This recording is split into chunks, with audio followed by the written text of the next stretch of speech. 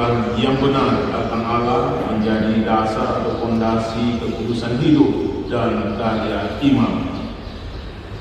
Nah, dalam sejarah Israel sebagai leluhur kita dalam iman, salah satu doa yang diucapkan setiap pagi oleh orang Israel beriman, wajahmu ku cari ya Tuhan, pagi-pagi aku bangun dan mencari wajahmu. Doa ini berabad-abad menjiwai seluruh keyakinan Israel bahwa perjumpaan dengan Tuhan itulah yang akan menentukan perjalanan hidup sepanjang hari. Namun sejarah Israel kemudian menunjukkan tragedi bagaimana para pencari wajah Allah ini kemudian ternyata tidak mengenal Allah. Jadi waktu Allah datang dan tinggal di antara mereka, mereka tidak mengenal Dia. Seluruh Yerusalem terkejut waktu orang-orang asing datang dan ingin mencari Raja Israel yang baru lahir. Ahli kitab, para imam, orang tua-tua, ternyata setelah seumur hidup mereka berdoa, wajahmu ku cari ya Tuhan, dan Tuhan datang, mereka tidak mengenalnya.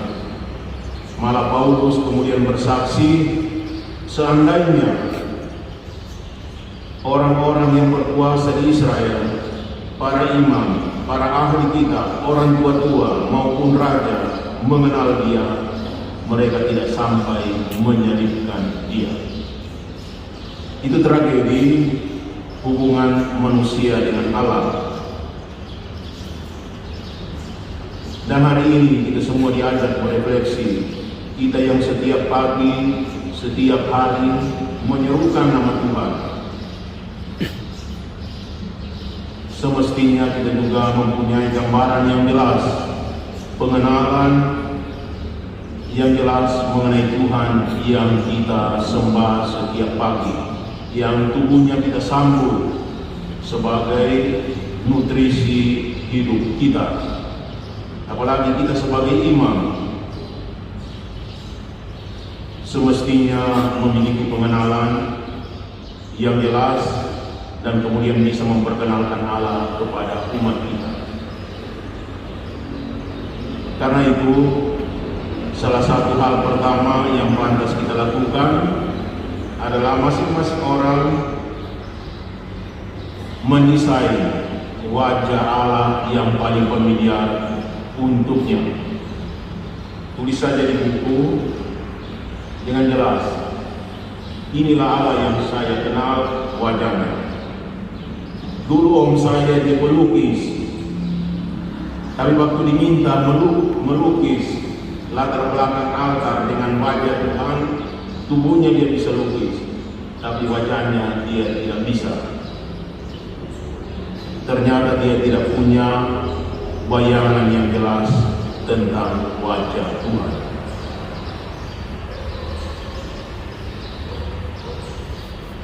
Jadi berusaha kita ungkapkan pengenalan kita dan wajah Tuhan yang paling familiar kalau kita mau melukisnya.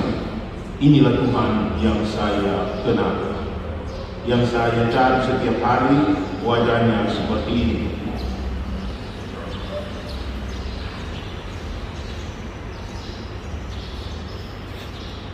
Di Pineleng setiap kali ada ujian kristologi, saya minta mahasiswa bukan hanya menjawab pertanyaan, tapi membuat lukisan tentang wajah Yesus.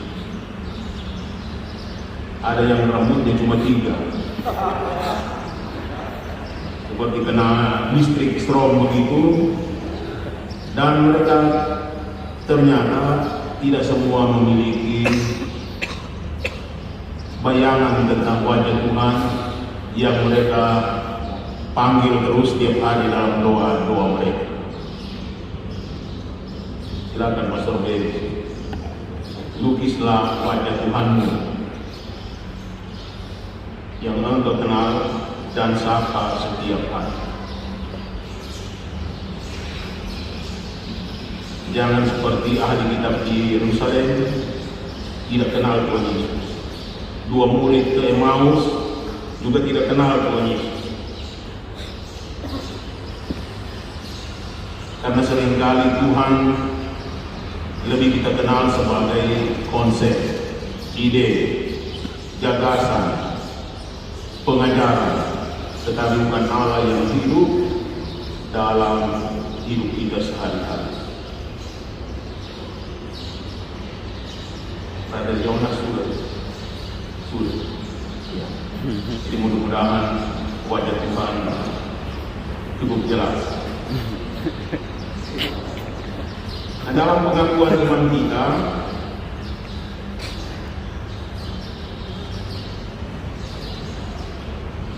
kita mengenal Allah itu besar.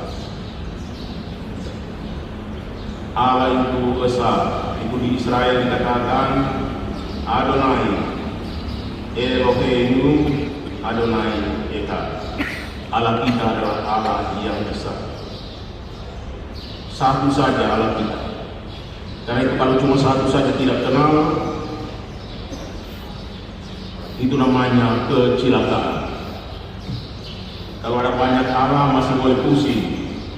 Tapi kalau Allah itu cuma satu dan tidak kenal wajahnya, atau tidak punya gambaran tentang wajah Allah, maka Allah kita kurang jelas tampilannya dalam hidup kita sehari-hari.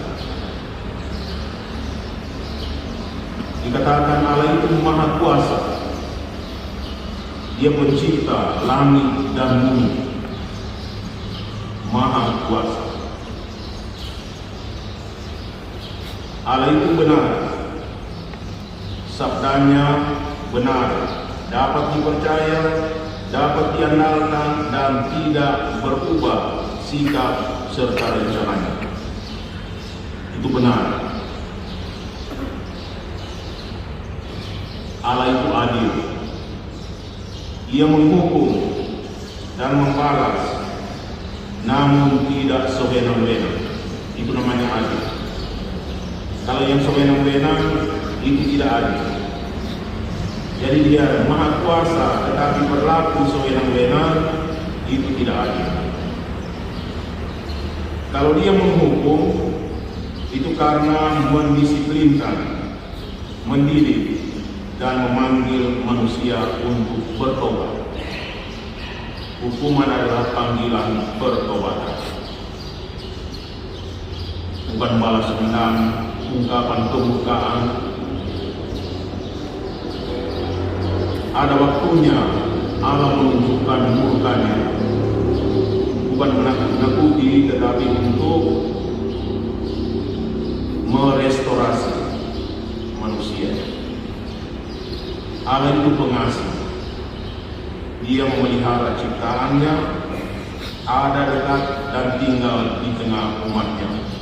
Allah kita bukan Allah yang jauh.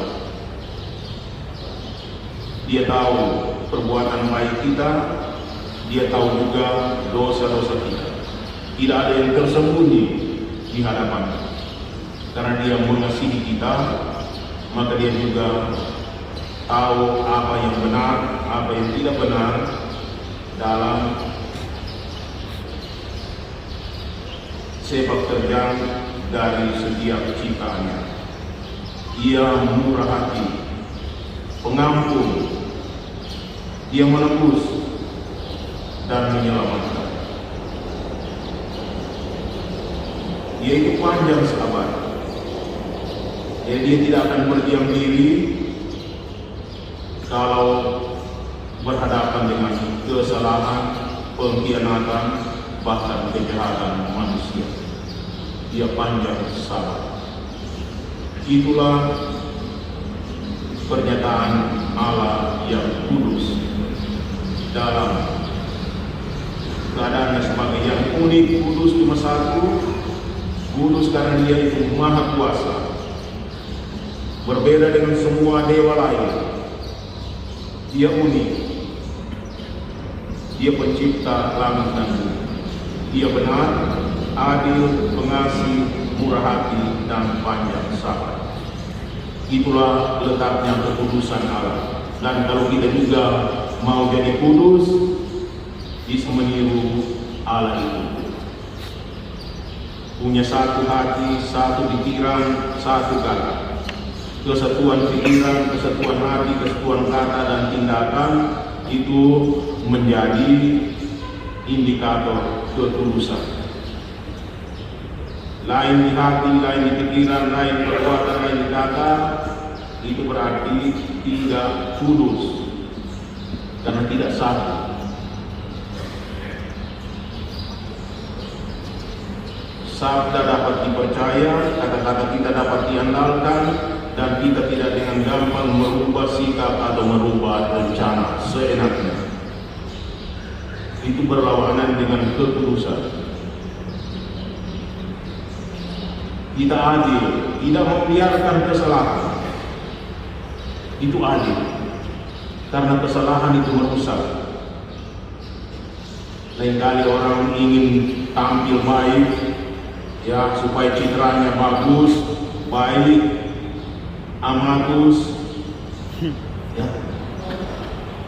atau agapitus, begitu. Tetapi kalau orang membiarkan kesalahan, berarti dia membiarkan dosa merasuk.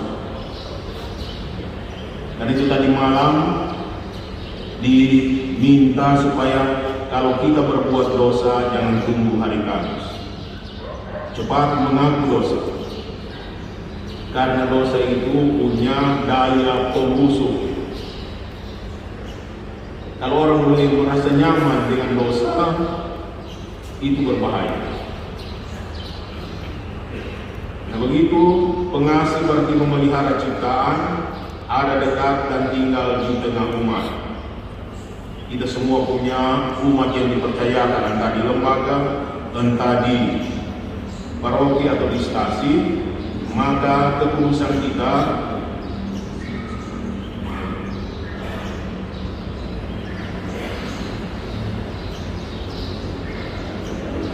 yang lain kali tidak ada keberatan.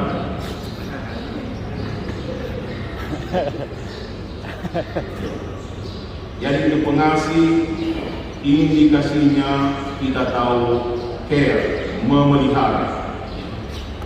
Lain kali orang gila-gila membangun terus-terus, tapi tidak pernah memelihara. Nah itu menimbulkan pertanyaan, orang ini membangun kata kasih akan umat, akan sesama, atau dia mau membangun untuk apa? Karena care itu adalah salah satu ekspresi kasih, memelihara ciptaan. Juga ada dekat dan tinggal di tengah umat. Kedekatan, kehadiran, tinggal bersama itu adalah tindakan Allah yang menyelamatkan. Kemudian murah hati, mengampun, menebus, menyelamatkan. Jadi tidak boleh membiarkan kesalahan, kejahatan, tetapi karena dia mengerti, dia paham, dia tahu konsekuensi kesalahan, maka dia menebus, mengampuni dan menyelamatkan.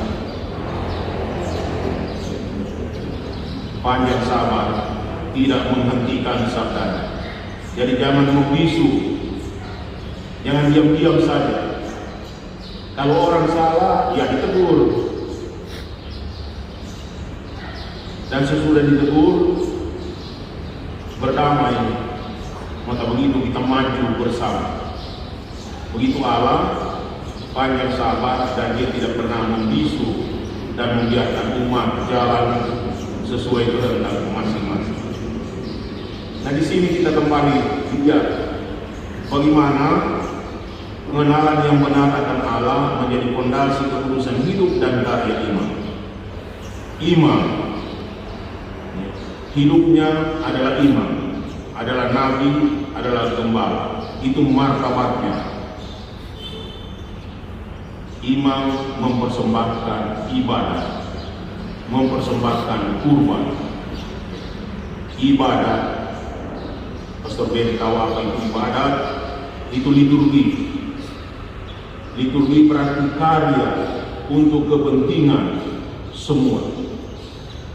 Dan itulah perbuatan Allah pertama-tama sebelum kita meniru beribadah. Allah melakukan karya penciptaan untuk memberikan hidupnya menjadi hidup kita semua.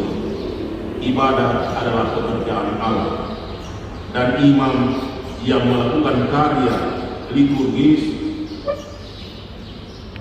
dia mengungkapkan bagaimana Allah berkarya di tengah manusia untuk memberikan apa yang dibutuhkan dan menjadi kepentingan manusia. Kemudian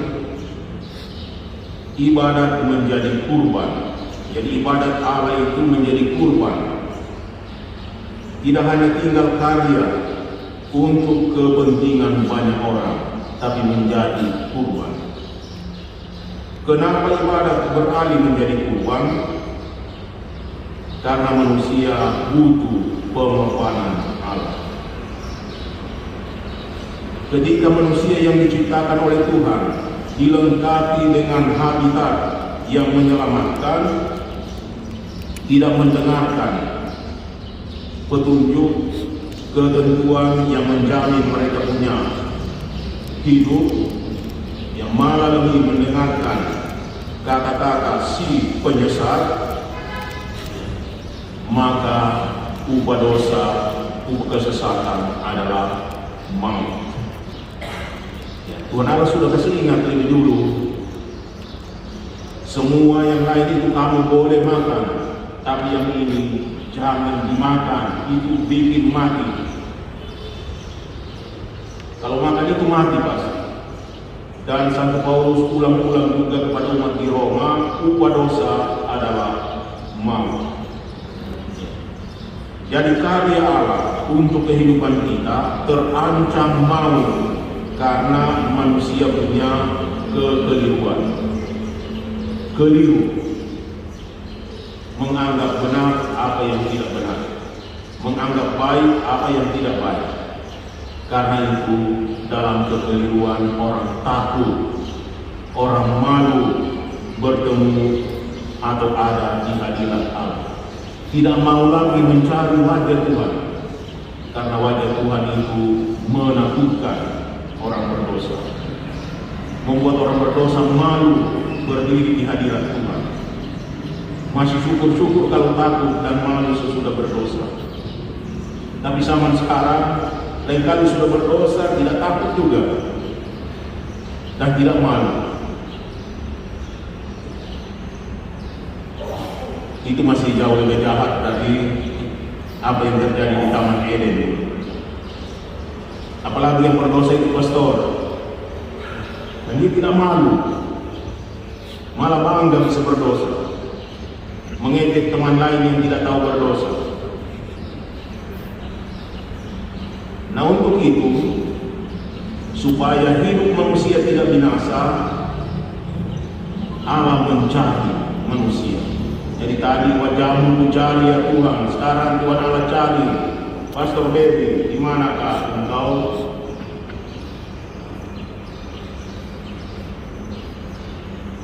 Dan ternyata bersembunyi karena takut dan malu. Tuhan Allah bilang tidak usah takut dan tidak usah malu. Tidak ada alasan untuk takut dan malu di hadirat Allah, kecuali kamu sudah buat apa yang tidak boleh dibuat. Nah, mereka dua dikatakan dalam kitab suci tampil dengan cawat daun. Tapi cawat daun kalau kena sinar matahari siang-siang jadi keriting itu daun, dan kemaluan terlihat lagi. Jadi daun tidak bisa menutupi kemaluan, tidak bisa bertahan di panas terik matahari, apalagi panasnya wajah Allah.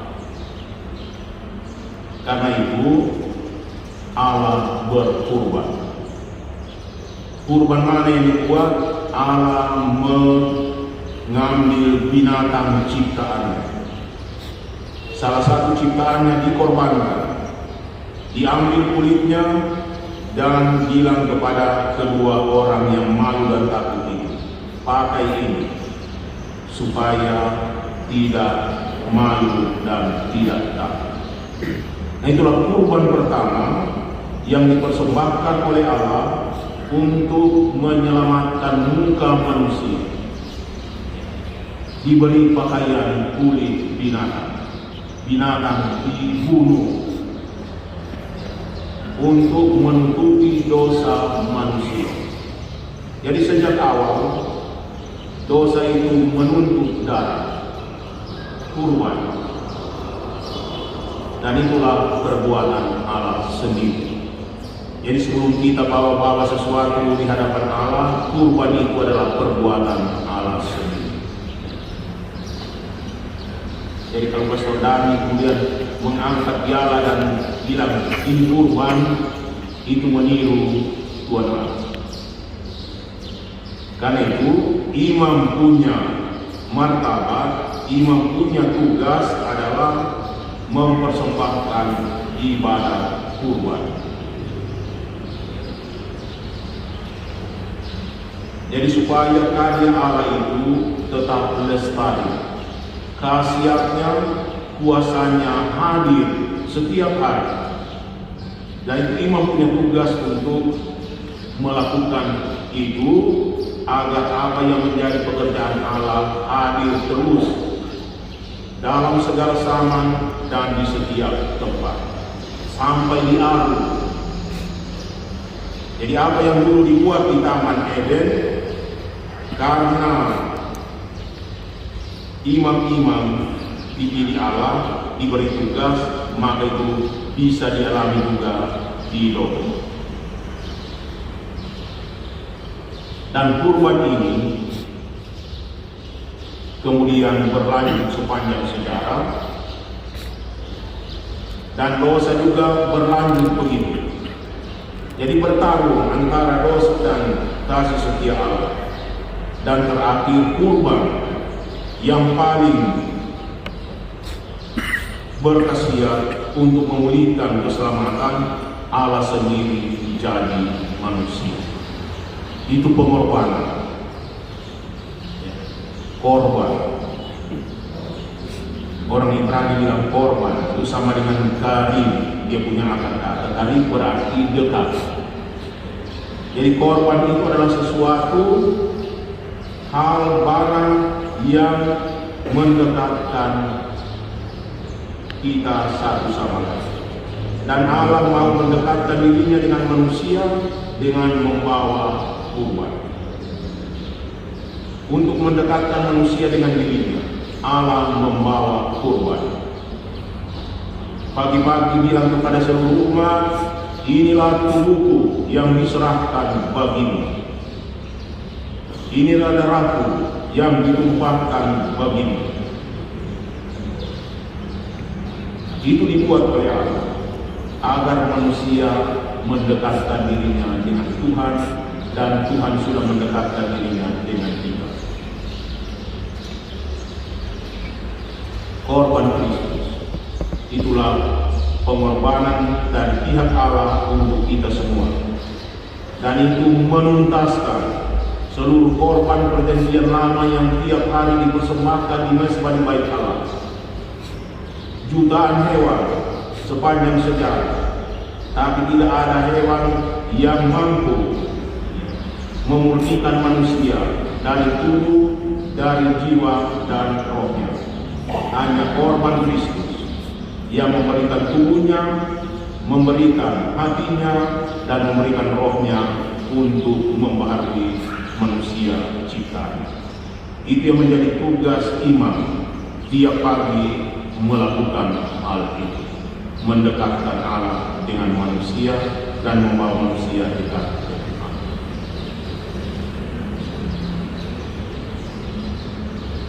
Jadi kalau kita tidak mengenal apa artinya korban, apa artinya ibadat, Ya Bapak Uskup bilang, ada orang bilang atas nama Bapa dan Putra dan Roh Kudus. Ini bukan soal sopan santun, tapi soal kekaguman, kagum melihat Allah yang sedemikian itu.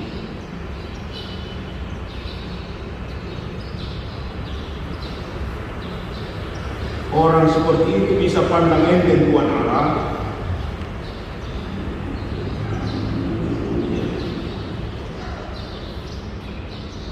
bisa pandang remeh Tuhan Allah. Tuhan Allah bisa buat kita seperti semut saja. Ini satu semut ini bikin kotor kan. Itu kalau Tuhan Allah mau tunjukkan kuasanya bukan untuk menyelamatkan.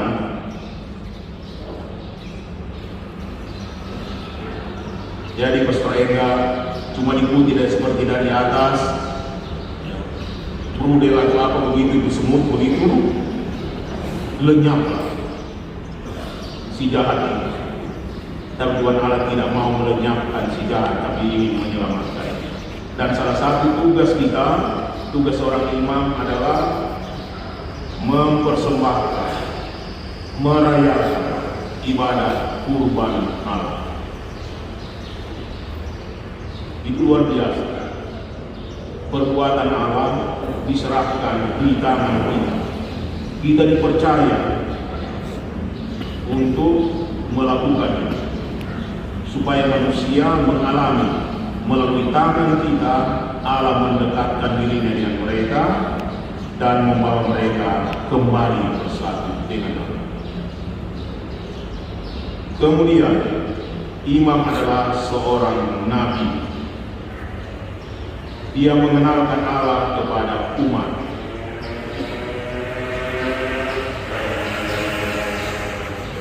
Jadi kalau desain Allah tidak jelas, tanda salib saja tidak jelas, jangan-jangan waktu kuliah dulu, waktu belajar di seminari memang terus orang ini. Kelihatan di sini, tak paham.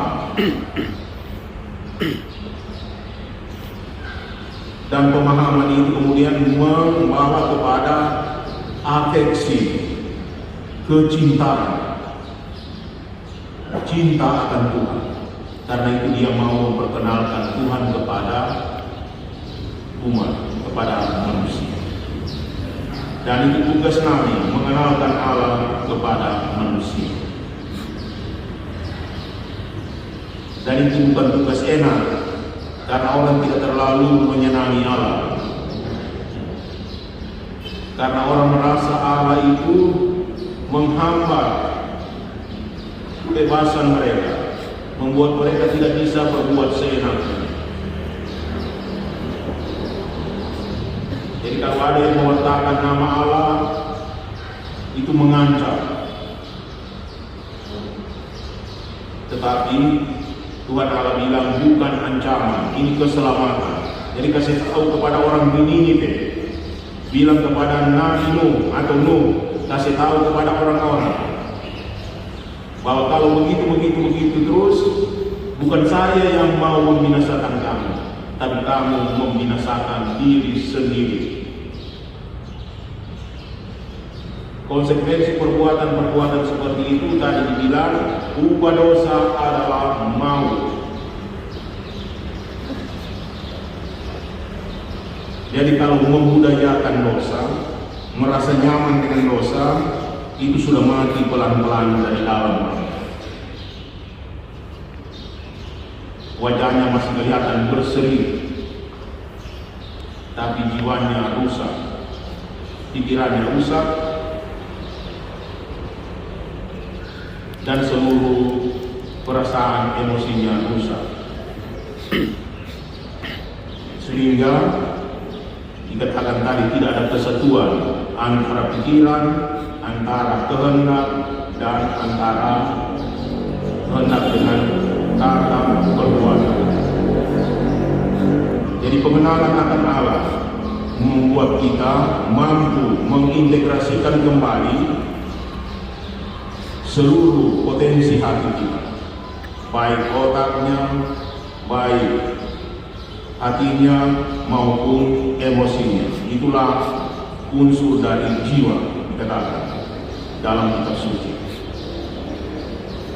Dan ia adalah gembala. Imam itu memimpin kepada kehidupan ilahi. Hidup ilahi berarti hidup dalam kesatuan dengan Allah. Lain kali orang bilang hidup abadi. Hidup abadi itu bukan di surga. Hidup abadi ketika mulai dan terus-terus tidak binasa. Jangan tunggu mati baru masuk hidup abadi, terlambat. Hidup abadi dijalani ketika kita mulai dibaptis dalam nama Bapa dan Putra dan Roh Kudus. Kita mendapatkan hidup ilahi. Berarti hidup kita diabadikan, memang nanti bertumbuh dan berkembang, mencapai kepenuhannya ketika kita berhadapan muka dengan Allah sendiri. Kalau tidak malu dan tidak takut, kalau malu dan takut, ya tidak sampai berhadapan muka dengan Allah. Begitu pengenalan yang benar akan Allah menjadi fondasi kekudusan hidup dan karya iman, baik dalam merayakan ibadat kurban, dalam mengenalkan Allah melalui pewartaan kita, khotbah, renungan, ya, tulisan di TikTok atau di status atau apa saja. Dan kita berusaha supaya memimpin orang kepada kehidupan dan tidak menyesatkan. Jadi kalau pastor berdusta, itu paling gampang dipercaya oleh orang, karena orang tahu dia tidak akan berdusta. Tapi dia berdusta, umat percaya, tapi dia yang rusak dan umat juga rusak.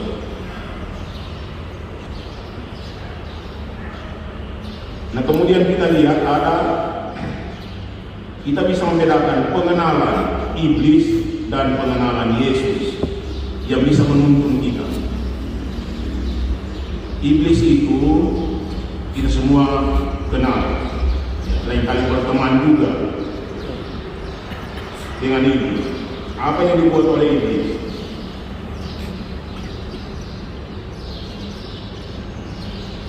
Iblis itu mengetahui dan mengenal Allah, tapi dia tidak mengasihi Allah. Dia tahu, dia bisa bicara tentang Allah dengan bagus, malah dia berubah sedikit-sedikit juga, seperti waktu dia mengatakan tentang Tuhan Allah kepada Hawa.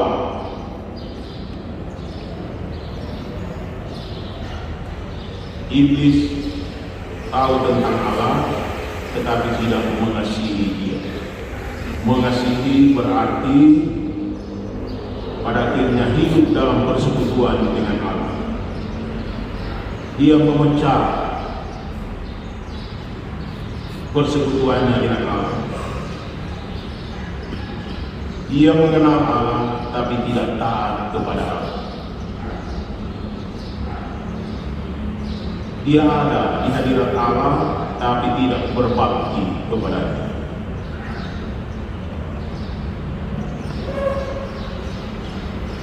Dia sebenarnya adalah ciptaan Allah, milik Allah, tapi tidak mau ada dalam kesatuan dengan Dia.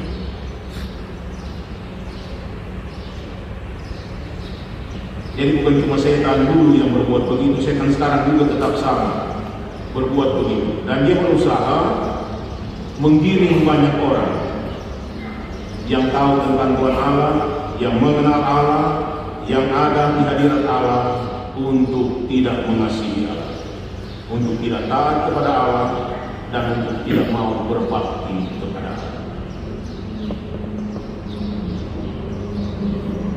Bisa jadi pastor juga begitu.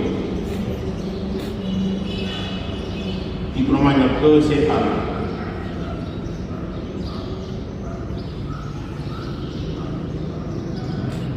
Beda dengan pengenalan Tuhan Yesus.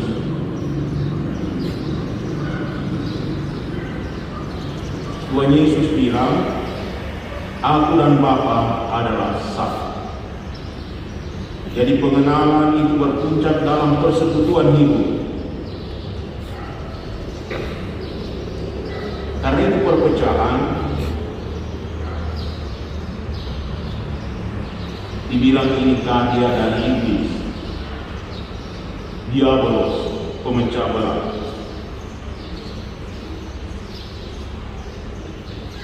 Jadi seringkali juga iblis tidak membiarkan kita, termasuk imam-imam itu, jadi satu dengan Tuhan Allah, jadi satu dalam korps.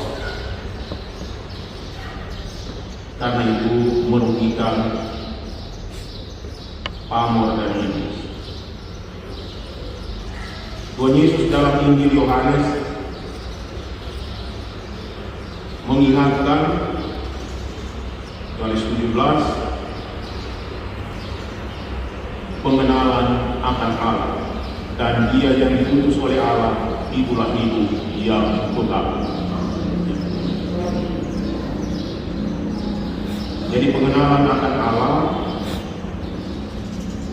sebenarnya adalah esensi kehidupan kekal. Jadi kenapa dibilang ini fondasi kekudusan? Karena ini mempersatukan kita dengan Allah sendiri. Dalam doa juru selamat itu Tuhan Yesus bilang, segala milikmu adalah milikku. Bapa dalam aku dan aku di dalam Bapa. Dan aku juga mau supaya mereka semua ada dalam kita. Dan untuk itu aku sudah mengenalkan namamu kepada mereka.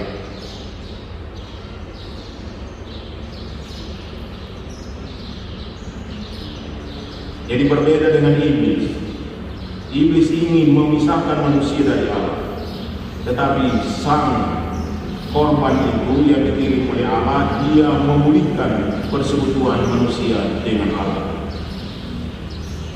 Itulah pengenalan Yesus. Tidak ada seorang pun mengenal Bapa selain Anak, dan orang yang padanya Anak berkenan menyatakan. Begitu Yesus bilang. Dan apa yang aku lihat pada Bapa, Bapa mengerjakan itu juga yang aku kerjakan.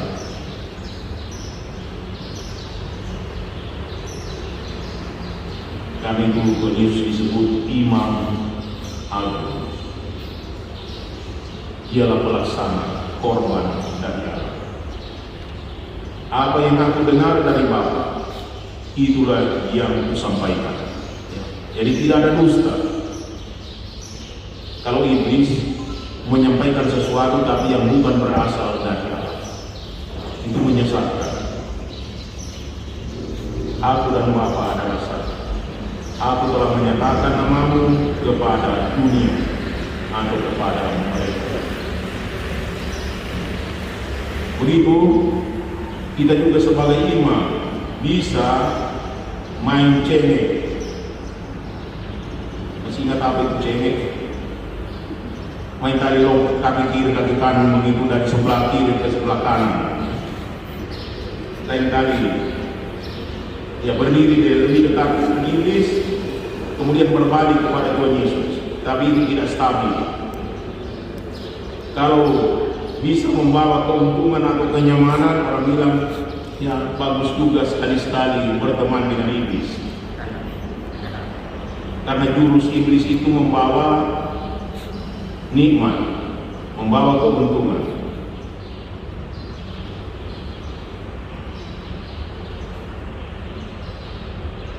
Nah, refleksi ini kenapa begitu mendesak untuk kita? Karena bukan cuma dulu di Israel, tapi sekarang juga di negeri ini ada banyak agama, tapi tanpa pengenalan yang benar akan Allah. Jadi tugas kita bukan meratapi tragedi itu, tapi tadi dikatakan kita merayakan kurban Allah. membawa supaya Allah dekat. Kita memperkenalkan Allah yang benar, dan kita tetap bertugas di tengah situasi itu menuntun orang kepada kebenaran. Ada hal-hal lain yang tidak bisa diselesaikan dengan kata-kata, lobby, diplomasi, sogok, atau selen. Tuhan Yesus bilang, yang jenis-jenis seperti itu tidak bisa tanpa doa dan puasa. Jadi korban kita bukan terbatas pada sakramen Ekaristi yang dirayakan di dalam gereja, tapi kemudian itu mengutus kita keluar gereja.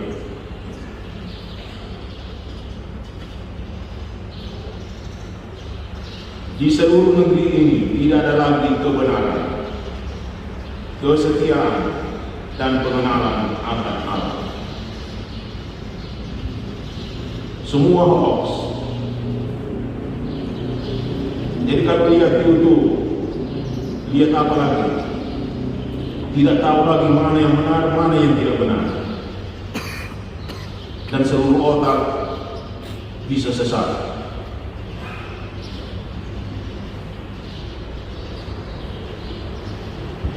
Saya tanya kepada duta waktu di bandara di Ambon, saya bilang ada satu video yang mengatakan Paus Leo ke-14 telah mengambil tindakan yang menghapus tradisi 1000 tahun dalam gereja Katolik. Tidak tahu betul atau tidak betul. Menyangkut Bank Vatikan, menyangkut Dewan Kardinal, menyangkut segala hal.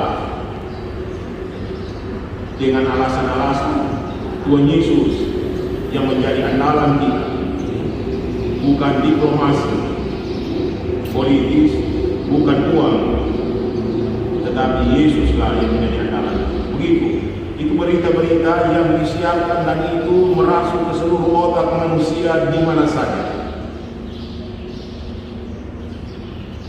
Sehingga ini urgen karena di seluruh negeri ini lain kali kebenaran tidak jelas lagi mana yang benar, mana yang tidak benar. Kesetiaan juga sama nasibnya dan pengenalan akan Allah juga sama.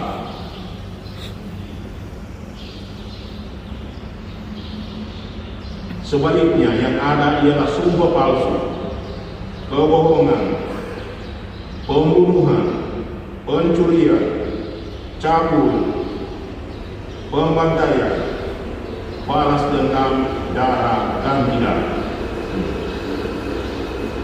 Itu bukan cuma zaman dahulu kala pada zaman Maheula, tapi di zaman sekarang juga tetap berlangsung.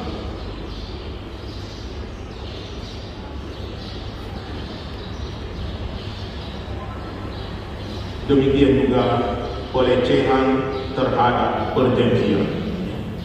Bukan hanya janji dengan Tuhan, janji dengan sesama juga begitu. Suami istri, pegawai, ada angkat tangan, swear, bersumpah pada negeri, kami bersumpah, kami negeri, kami berbakti, pada negeri, kami mengabdi bagi negeri, jiwa, raga kami. Ada janji betul itu. Begitu juga kita para imam, lain kali lupa bahwa kita pernah berjanji. Janji baptis kita berjanji, apakah saudara menyangkal setan? Ya. Dan semua perbuatan-perbuatannya kesia-siaannya? Ya. Begitu. Dan janji-janji lain. Nah, dalam konteks itu perjanjian lama khususnya memberi kesaksian, Allah menggugat para imam yang tidak setia. Mereka bukannya menunaikan perutusan, mengajarkan rancangan dan perintah Allah kepada Israel. Mereka terbuai dalam ketidakpedulian, bahkan penolakan akan rencana dan perintah Allah. Bibir mereka yang seharusnya menjaga bergaulnya pengenalan akan Allah sekarang terkatup dan membisu, sehingga seluruh umat mengalami ketiadaan pengenalan akan Allah. Inilah pokok tuduhan keras dari Nabi Hosea terhadap imam-imam waktu itu. Hai imam, terhadap engkaulah pengaduan itu. Umatku binasa karena tidak memiliki pengenalan akan Allah. Karena engkaulah yang menolak pengenalan itu, maka aku menolakmu menjadi imamku.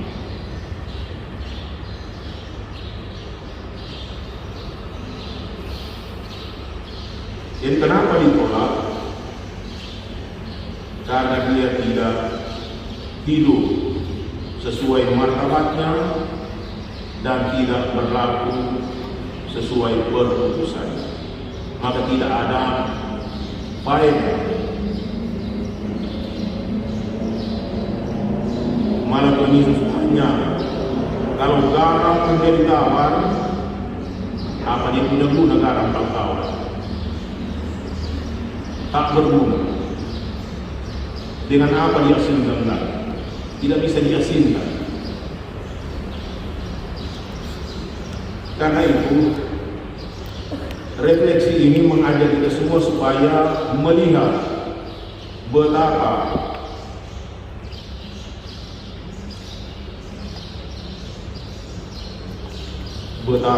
dedicated kita punya perutusan dan kita punya status ini. Karena ini adalah orang-orang istimewa, dipanggil oleh Allah, diperlengkapi dengan anugerah-anugerah khusus untuk bisa tampil atas nama Allah. Dan kalau itu tidak jadi, maka Nabi Hosea bilang ada tuduhan berat terhadap para imam Israel waktu itu, terhadap engkaulah pengaduan itu.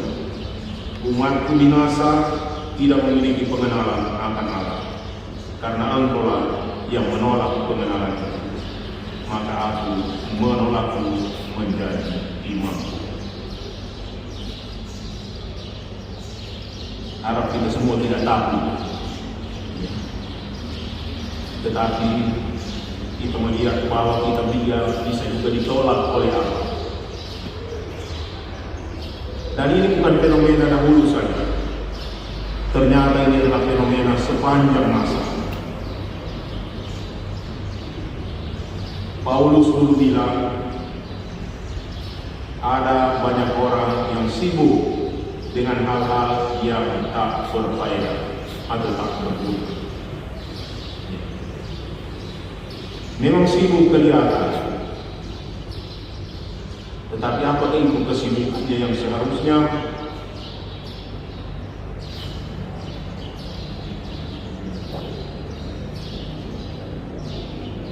Ada banyak kegiatan, ritual, dan praktik keagamaan menandai kehidupan masyarakat di zaman ini.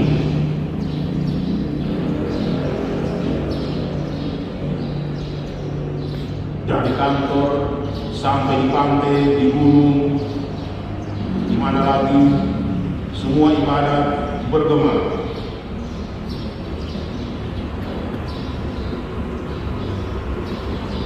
Jadi semestinya dengan semua itu, manusia terbantu mendapat pengenalan akan Allah yang benar dan kehendak serta rancangannya, sehingga manusia dapat hidup damai, saling mengasihi dan berbahagia. Jadi kalau ibadat menjamur di mana-mana, retret menjamur di mana-mana, sampai anggota parlemen, anggota apalagi kabinet semua pakai retret lah. Tapi itu diejek oleh siapa itu pengejek yang terkenal itu? Rocky Gerung. Jadi bilang waktu itu kan mereka hanya dibina fisik saja, bukan mental dan otaknya sama saja sebenarnya. Nyatanya ada banyak kegiatan keagamaan bukan memberi pengenalan yang benar akan Allah yang benar. Sebaliknya menyebarkan kekeliruan dan mendorong perilaku yang bertentangan dengan perintah dan rancangan Allah sendiri. Itu bukan dugaan. Itu kenyataan bahwa banyak perkumpulan-perkumpulan ibadat, perkumpulan-perkumpulan keagamaan yang kemudian membawa justru bencana di sekitar. Akibatnya atas nama Allah, orang meneror atau menteror, menganiaya, bahkan membunuh sesamanya, saudaranya, atau malah orang tuanya sendiri, dan ia menyangka telah melakukan bakti kepada Allah. Ini benar-benar sesat. Dan yang menyesatkan itu pengkhotbah. Bukan disesatkan oleh iblis in persona, tapi disesatkan oleh orang yang bermental iblis, berpikiran iblis, berhati iblis, bermulut iblis, dan berkelakuan iblis. Mari pakai toga, tahu ke pastor atau pegawai, pokoknya pakai toga. Orang dulu bilang ini domba berbulu atau serigala berbulu domba.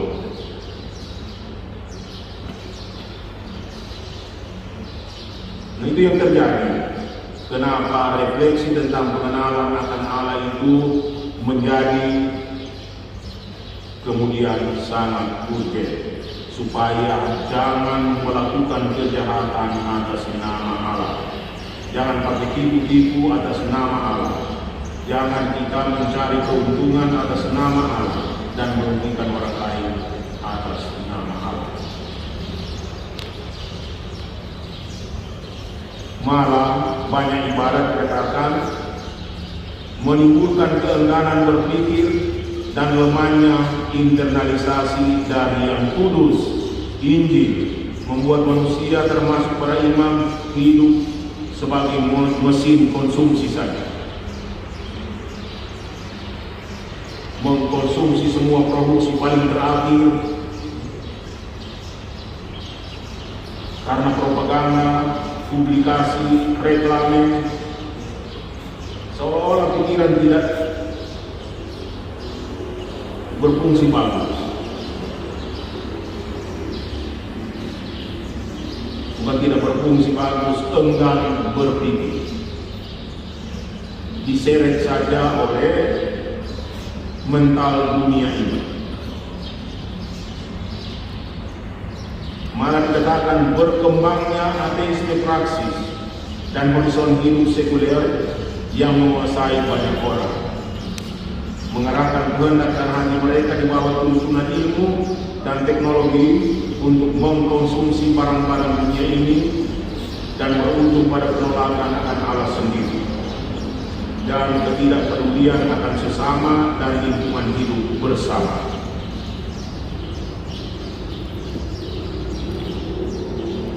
Ateisme praktis.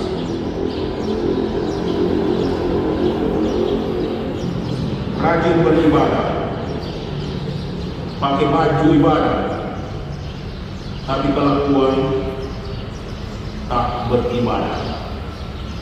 Ibadah tadi sudah dibilang ini melakukan sesuatu untuk kepentingan banyak orang, malah berkorban. Tapi kalau lebih condong mengorbankan orang lain, itu bukan ibadah.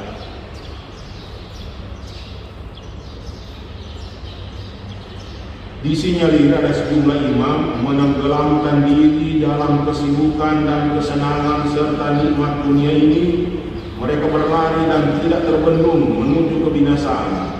Tampaknya mereka hidup tanpa mengingat Allah dan tidak mengasihi Allah lagi. Ya. Harap bukannya kita di sini, tapi ada yang begitu. Dan kalau lihat teman begitu dicegat dengan cepat, langsung dikoreksi, langsung ditegur, bilang kalau karena bikin begitu itu hanya cari mati, mau mati. Jadi Tuhan Allah bilang kalau karena bikin begini itu cari mati dia bilang. Dan orang yang mengasihi dia tidak akan membiarkan saudaranya mati.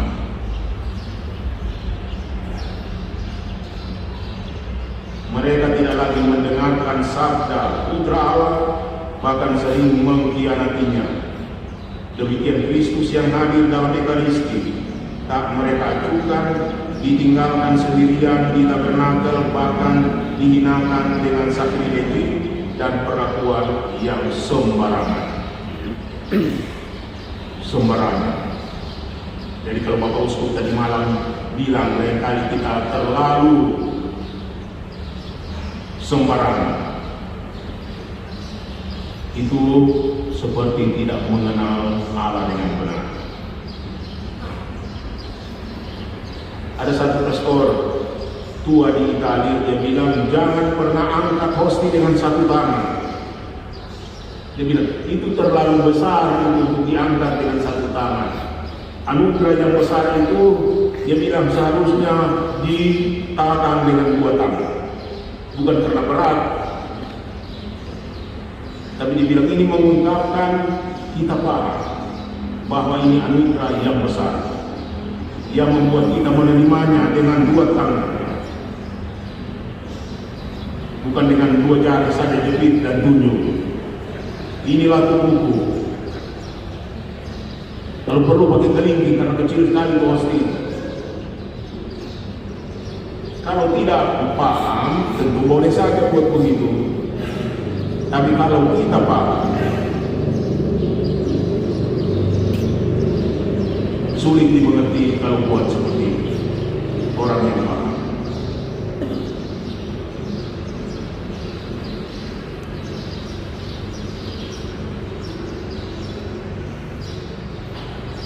Karena itu para nabi yang menjadi salah satu martabat dari imam, melihat para pilihan kurang mengenal, kurang percaya, kurang setia, dan tidak taat.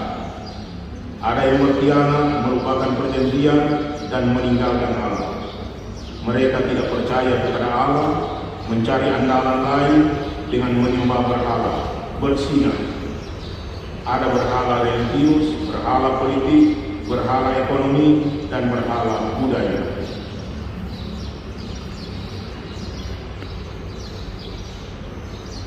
Ada yang bilang berhala di zaman sekarang, berhala hedonis, sihir, tenung, dan ketidaktaatan. Jadi ternyata ketidaktaatan juga itu salah satu bentuk berhala. Berarti menyembah pikiran sendiri, menyembah keinginan sendiri, mendewakan pendapat sendiri, mendewakan perasaan sendiri. Berhala.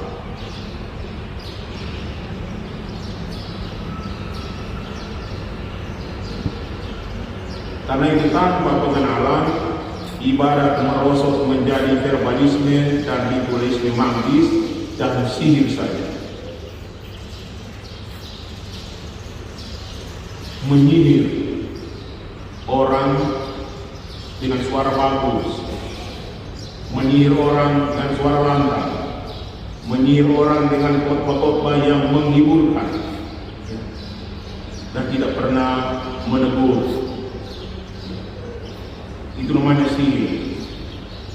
Hanya bilang kata-kata yang enak didengar, yang orang suka dengar, yang orang mau dengar, sesuai dengan kebutuhan pasar, permintaan pasar, harapan pasar.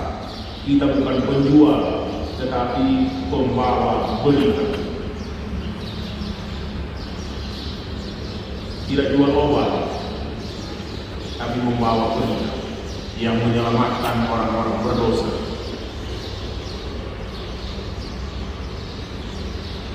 Tanpa muara komitmen dan perubahan hidup untuk menjadi semakin serupa dengan Kristus dan Bapa dalam Roh Kudus, aku tetap hidup dalam Kristus dan tidak pernah hidup dalam diriku. Itu Paulus bilang, yang hidup sekarang bukan aku lagi, melainkan Kristus yang hidup dalam aku.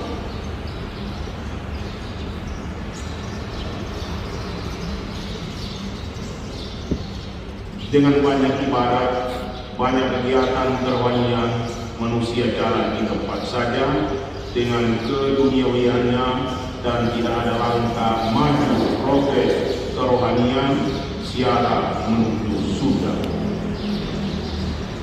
Makin banyak ibadat, makin banyak penjahat. Menurut orang, penghuni lembaga pemasyarakatan, rumah tahanan tidak pernah surut.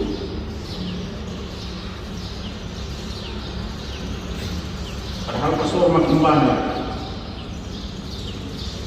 pengkhotbah makin banyak, pendakwah makin banyak, pewarta Injil makin banyak, tapi penjara tidak pernah kekurangan penghuni.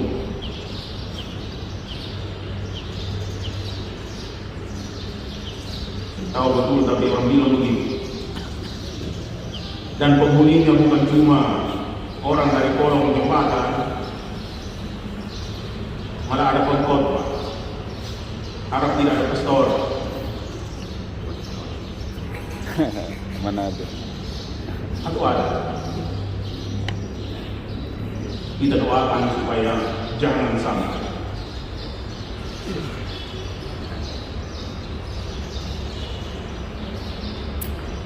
Dalam keadaan seperti itu, kita lihat di masyarakat kita ada apa? Berkembang tendensi untuk memperbanyak hukum dan aturan untuk menjerat para pelaku kejahatan.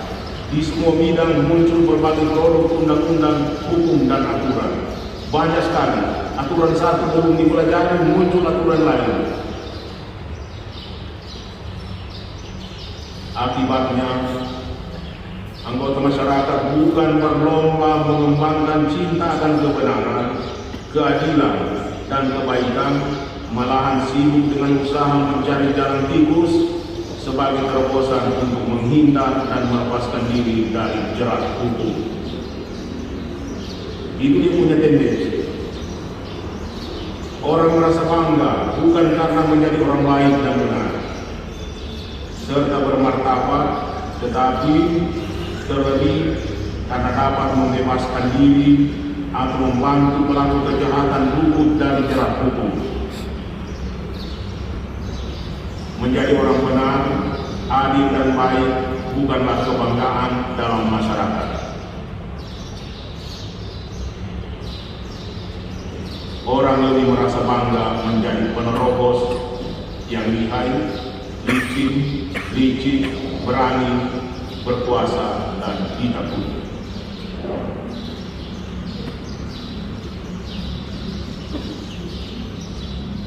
Karena itu, pengurusan umat membutuhkan bukan saja pengajar hukum Allah, tetapi para pelaku yang memenuhi hukum Allah dalam hidup yang nyata. Pemimpin yang tidak hanya mengandalkan kuasa berdasar surat keputusan atau SK dan sumpah jabatan serta janji terlisan, bukan juga karena kemampuan mempengaruhi orang di sekitar, tetapi yang dapat menuntun orang sekitar dengan contoh dan teladan dalam praktik hidup yang jujur, setia, dan sederhana. Kalau setia mungkin masih gampang sekarang, yang sederhana menjadi lebih susah dari setia.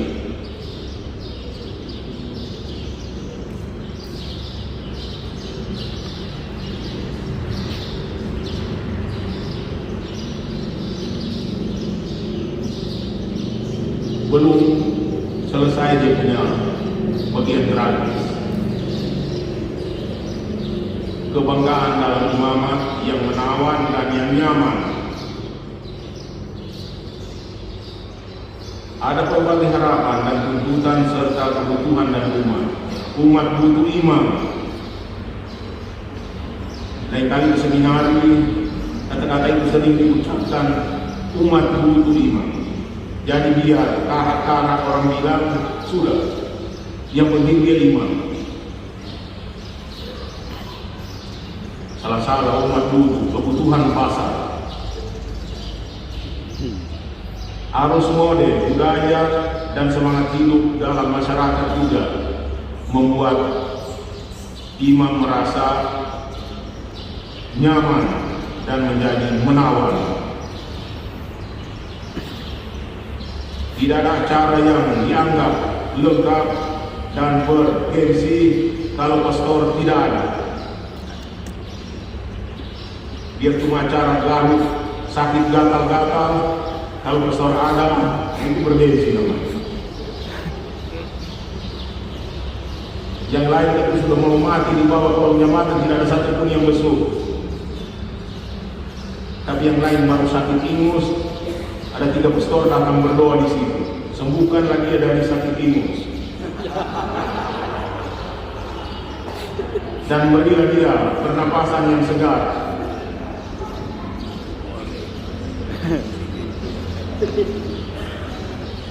Disusun doa bagus untuk begitu.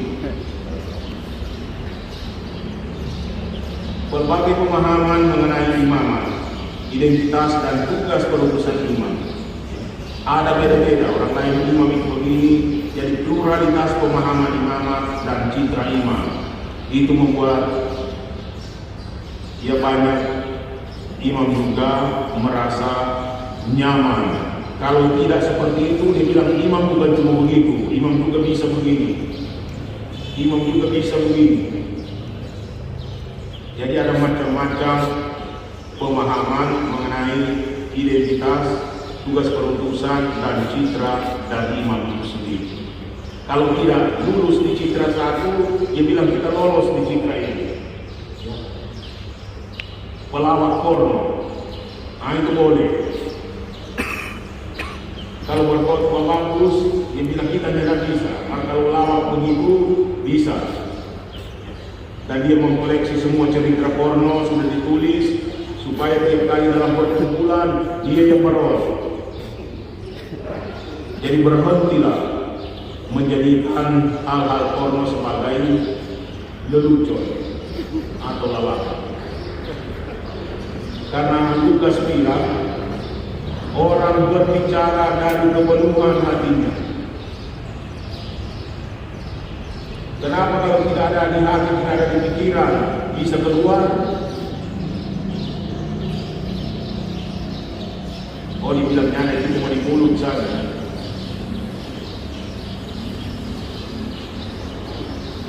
Kemudian pembinaan iman semakin bercorak populer untuk menjawab kebutuhan. Jadi mesti disesuaikan dengan tuntutan sama. Karena itu penyesuaian lain kali bukan cuma penyesuaian, justru mencabut dari esensi martabat dan keputusan imam itu. Imamat menjadi karir eklesiastik, salah satu bidang untuk mendidik karir. Itu yang bikin rusak gereja di Eropa. Jadi kita ada satu buku tebal yang dulunya anti klerikal. Yang anti klerikal itu orang-orang yang sangat mencintai gereja. Dan mereka merasa bahwa perilaku, perihidup, cara hidup para imam ini itu merugikan misi gereja.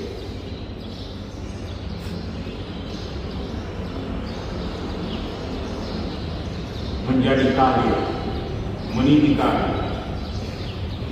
demi karir. Yang lain kali diabaikan. Care untuk umat, care untuk para calon imam, care untuk para penerima sakramen-sakramen. Sudah, yang penting so angkat tangan, Bapak Uskup sekuat. Jadi tidak disiapkan dengan benar. Tadi malam Bapak Uskup sudah bilang, tidak mengerti juga dia bilang apa. Tapi yang penting sudah dipoto dan diupload begitu sekuat. Sudah terima krisma dulu.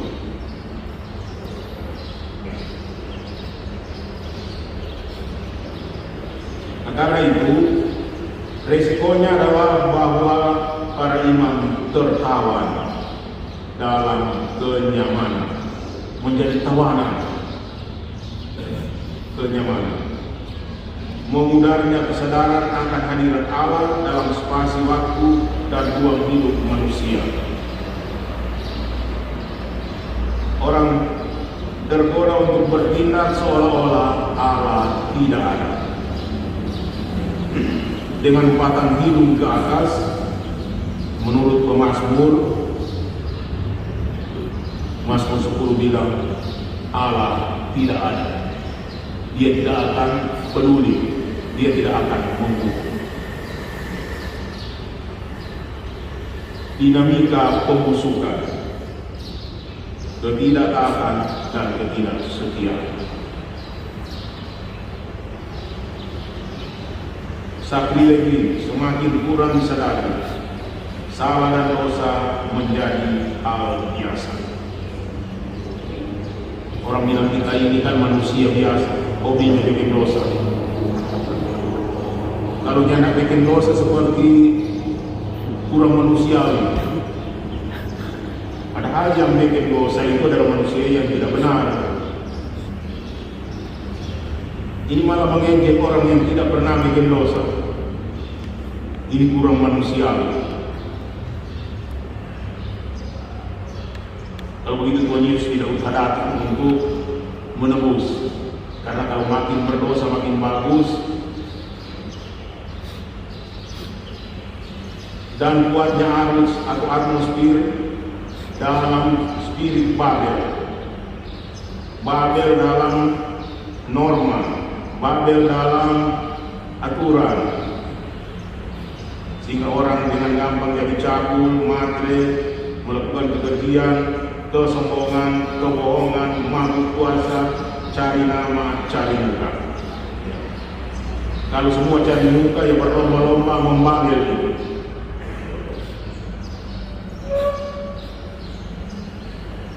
Gereja dan imam tertawan dan hanyut dalam arus budaya populer, menyesuaikan diri dengan mental dan spirit dunia ini. Itu menurut Santo Paulus. Tapi sedap kalau ikut spirit dunia. Itu namanya godaan yang menggiurkan, malah menghanyutkan, malah menyeret.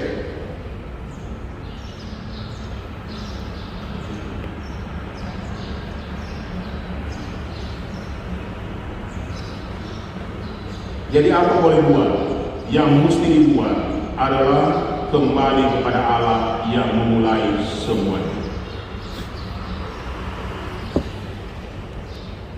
Sebenarnya mau kembali kepada Allah. Mau. Itu mesti.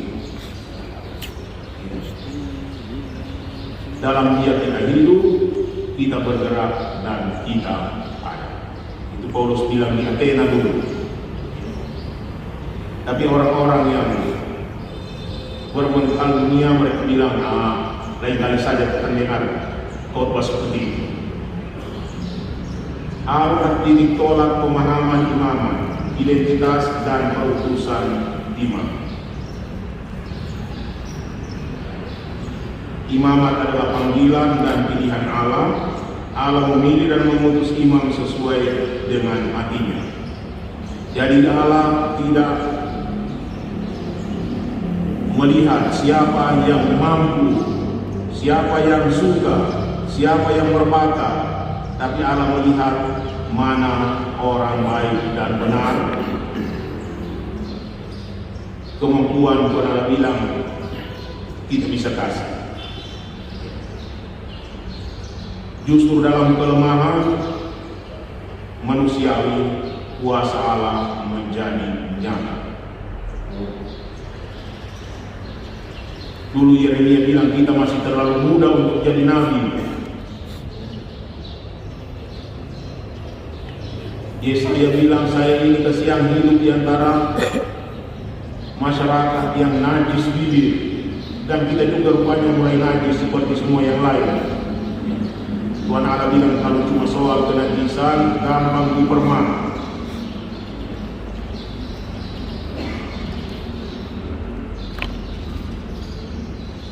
Jadi imamat adalah panggilan dan pilihan Allah. Allah memilih dan mengutus imam sesuai dengan hatinya.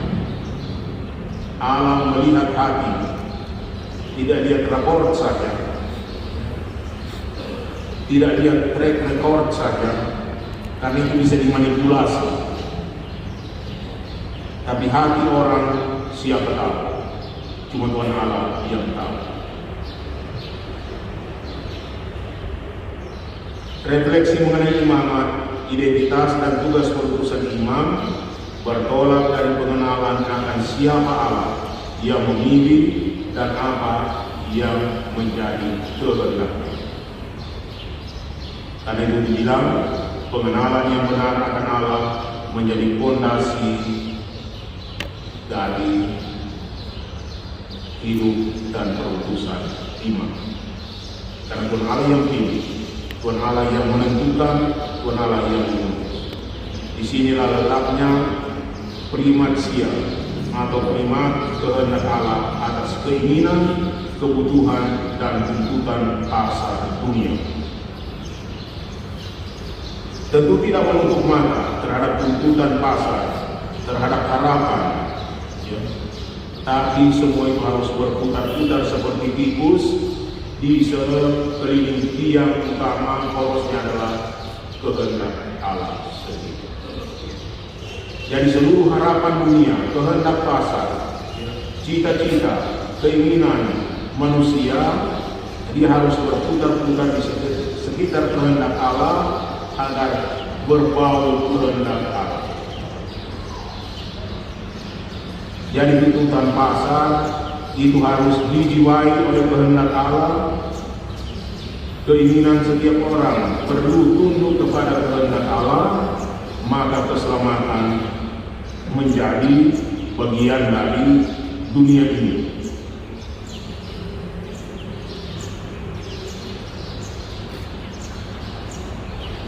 Atau Tuhan Allah yang harus menyesuaikan dengan kehendak manusia. Kalau caranya Tuhan Allah bisa menyesuaikan gampang, tapi poinnya itu tidak bisa dinego.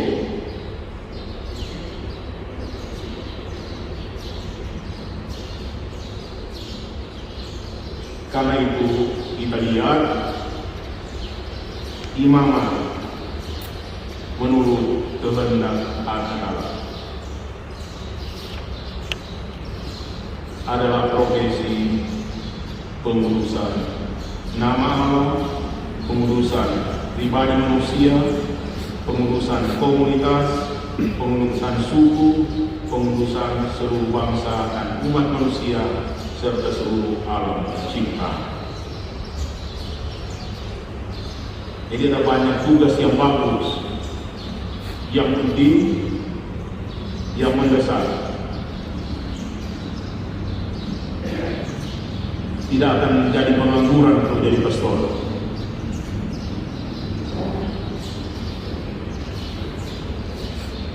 Jadi pertama yang dikuduskan adalah nama Tuhan. Orang bilang dikuduskanlah namamu, dimuliakanlah namamu, terpujilah namamu.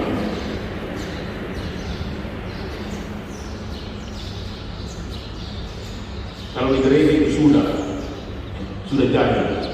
Hampir tiap hari, tiap minggu nama Tuhan dikuduskan, nama Tuhan dipuji. Pakai Gloria, bahasa Latin.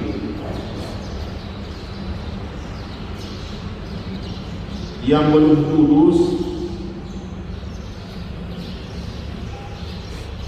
itu di luar perayaan sakramen.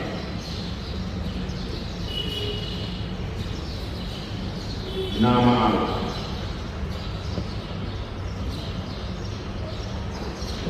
Kenapa belum kudus? Karena tadi bilang kuasanya tidak diakui,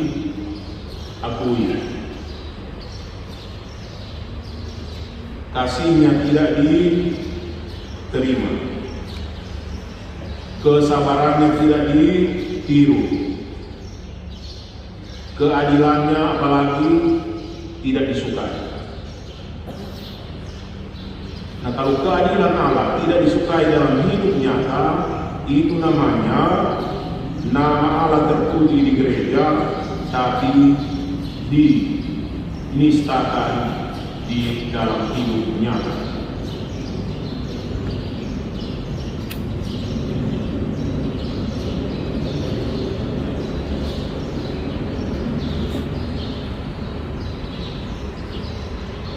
Kemudian pribadi manusia, jadi pengurusan pribadi manusia, termasuk pribadi kita semua sebagai imam.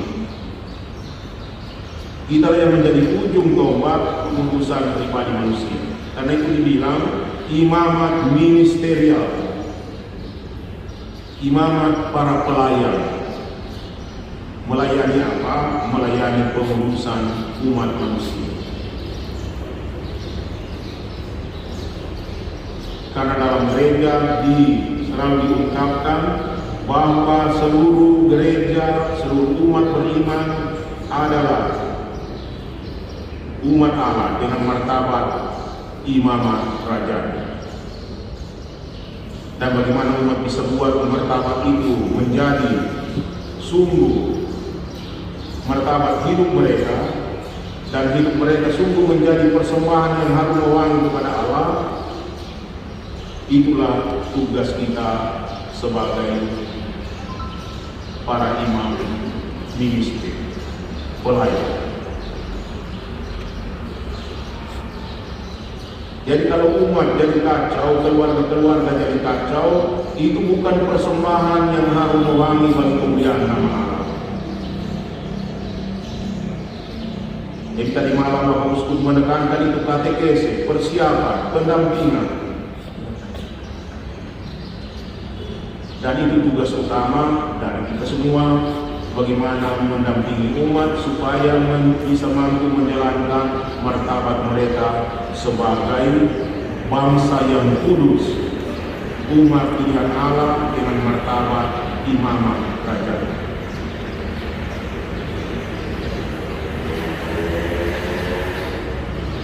Begitu juga komunitas, suku, dan bangsa-bangsa. Di dalam perayaan Ekaristi selalu didoakan seluruh dunia. Ya, lain kali kita bilang seluruh dunia, tapi tidak terlalu konkret. Dunia itu apa itu?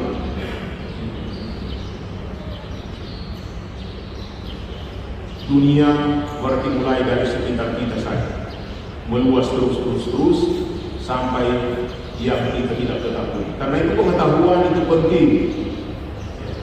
Jadi kalau misalnya kita berdoa dalam Ekaristi untuk seluruh dunia, maka akan menjadi lebih hidup kalau kita punya pengetahuan, kesadaran, horizon yang jelas tentang keadaan dunia ini. Paus Yohanes Paulus II, dia punya peta doa.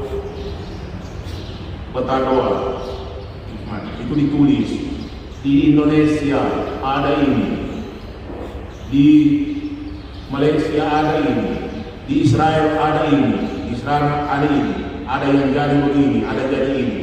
Dan saya akan berdoa khusus untuk Indonesia hari Selasa, berdoa untuk orang Israel hari Rabu.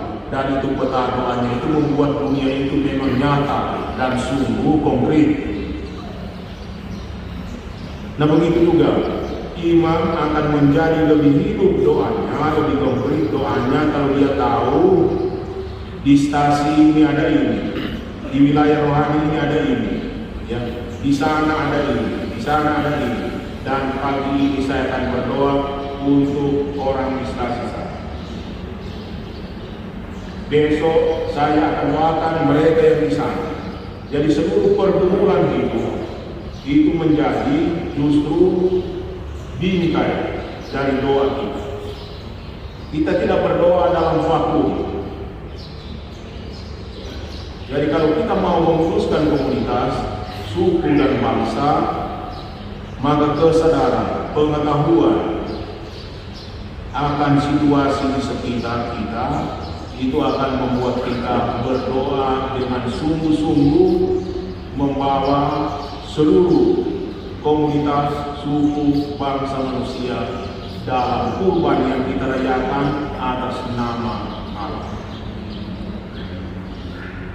Kalau uang bisa terbatas, kalau nasihat bisa terbatas, tapi doa kita, orang bilang jangan pelit, jangan sekakar, jangan gigit, karena doa itu menembus langit. Sampai di surga dia bisa pergi, di kubur pun dia bisa masuk, di api penyucian bisa, di otak manusia, di hati manusia, doa kita bisa bekerja. Dan itulah tugas imam, mendoakan.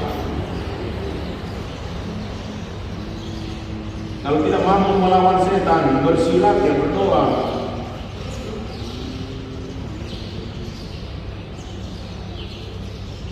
Dan dengan cara begitu, kita menguruskan komunitas kita, suku kita, bangsa kita, dan siapa saja yang mempersatukan harapan mereka, pergumulan hidup mereka dalam doa kita.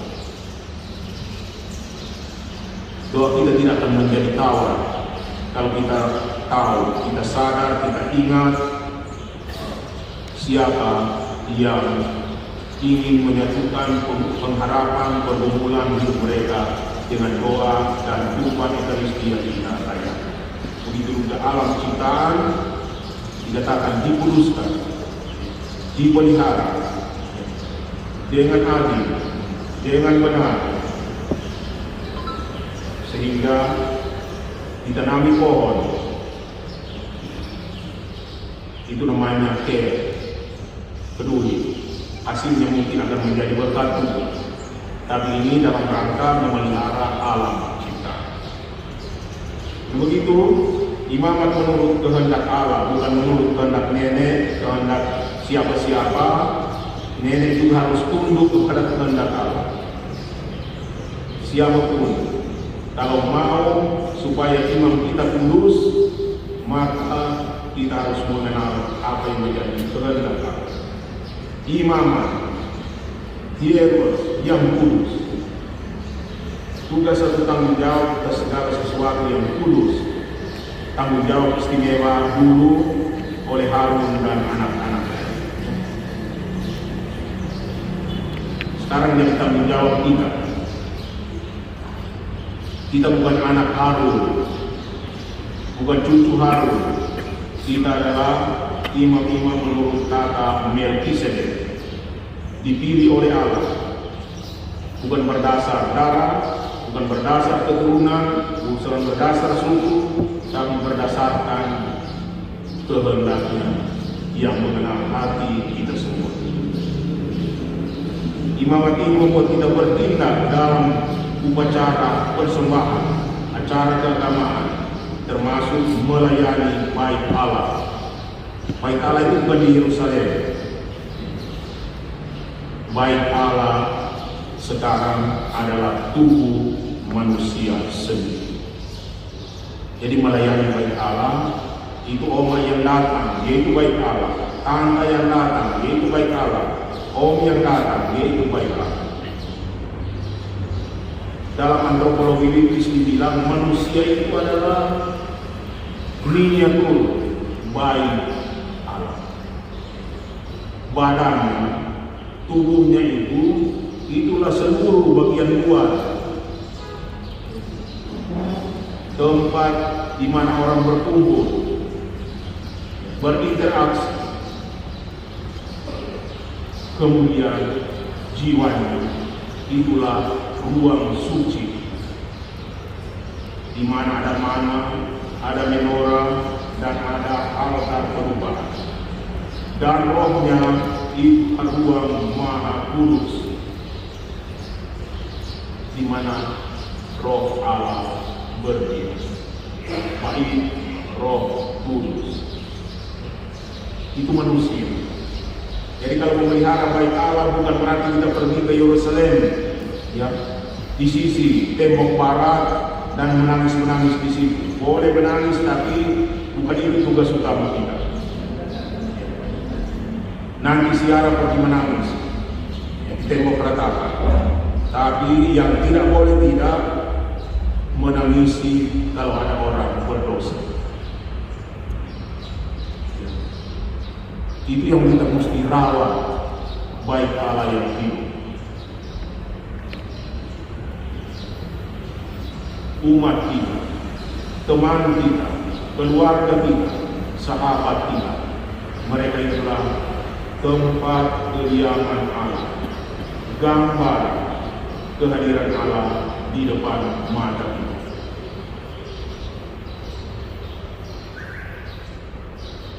Mengalami hadirat Allah, kita Allah bertindak supaya kamu tahu aku adalah Tuhan, penguasa, pemilik, dan pemelihara para pilihan.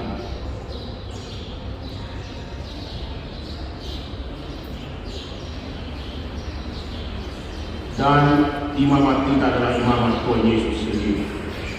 Dialah Mesias menurut tata Melkisedek, bukan lagi dalam upacara ritual, tetapi persembahan seluruh diri dan pribadi kita.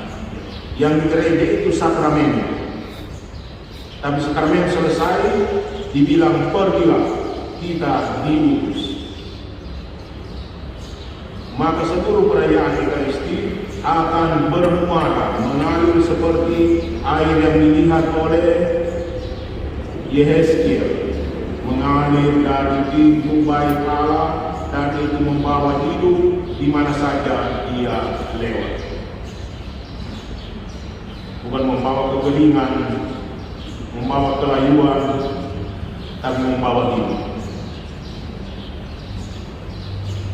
Dan kemudian imamat kita berhubungan dengan gereja sebagai tubuh Kristus, tadi baik Roh Kudus, dikuduskan dan mendapat tugas mempersembahkan persembahan rohani dalam hidup kita, yakni hidup kita sendiri. Gereja adalah tubuh Kristus, dan tubuh Kristus itu bukan hanya untuk dibagi-bagi saja. Napa, ambil dan makan, ambil dan minum, tapi supaya yang minum, yang makan, itu dia berubah menjadi persembahan kepada Allah.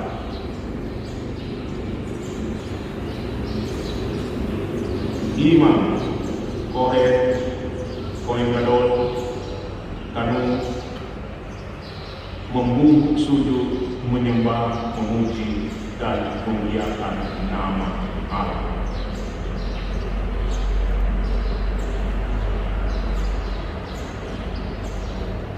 Itu tugasnya yang sebenarnya. Boleh bikin barang-barang lain, tapi ini tidak boleh diabaikan. Dan ini sebagai profesi. Profesi itu akan orang bilang ini profesi fidei, pengakuan iman. Jadi saya menjadi imam karena saya percaya Allah memilih saya. Saya percaya Allah mempercayai saya. Saya percaya Allah mengutus saya. Sehingga semua yang saya buat menjadi ekspresi keyakinan iman saya bahwa ini adalah apa yang Allah perintahkan untuk saya perbuat. Sehingga imamat menjadi profesi, pengakuan iman kita, ekspresi iman kita, pernyataan iman kita, kesaksian iman kita. bersaksi. Kalau mengajar bagus, tapi bersaksi harus.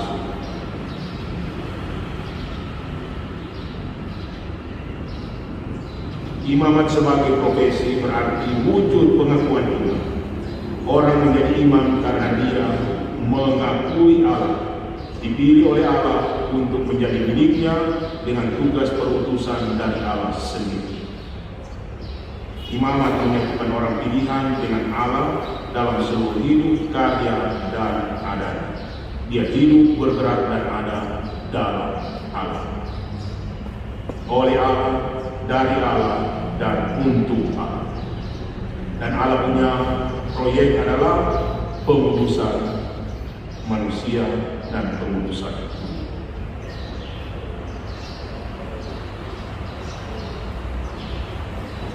Pengudusan itu adalah tindakan Allah sendiri yang memilih dan memberi tugas perutusan itu kepada kita. Mulai dari orang-orang perjanjian lama, semua ditugaskan untuk itu. Tugas perutusan menguduskan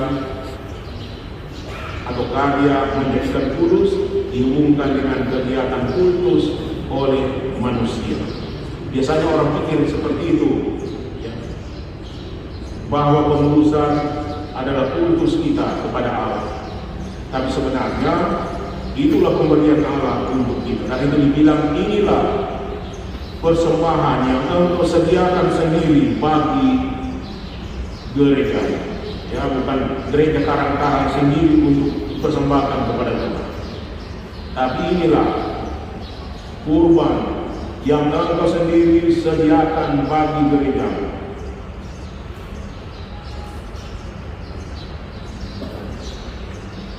Tindakan mengkhususkan barang orang bagi Allah, menjadikan dia milik ilahi, kepunyaan Allah, ada dan hidup dalam relasi khusus dengan Allah. Allah orang pilihan Allah, yang seperti Harun, Yakub, Daud, Maria, dan Paulus. Mereka itu orang-orang yang dipilih oleh Allah, orang kudus, pengikut Tuhan Yesus, orang terpilih, pilihan dengan misi pengudusan. Jadi kalau tidak ada misi, tidak ada panggilan, tidak ada pengudusan.